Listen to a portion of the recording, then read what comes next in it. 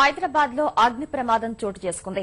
మెహదీపట్నం సమీపంలోని మల్లేపల్లిలో ప్రమాదవశాత్తు గుడిసెలో మంటలు చెలరేగి ఒకరు సజీవ దహనం కాగా మరొకరికి తీవ్ర గాయాలయ్యాయి.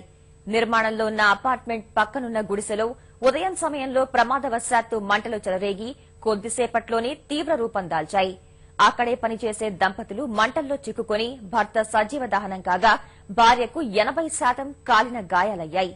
బాధితురాలిని ఉస్మానియా ఆసుపత్రికి తరలించారు. ఆమె పరిస్థితి విషమంగా ఉందని వైద్యులు చెప్పారు. బాధితులు మహబూబ్ నగర్ జిల్లా నాగర్ కర్నూల్ కు చెందిన వారుగా పోలీసులు గుర్తించారు. ప్రమాదానికి గల కారణాలపై పోలీసులు దర్యాప్తు చేస్తున్నారు.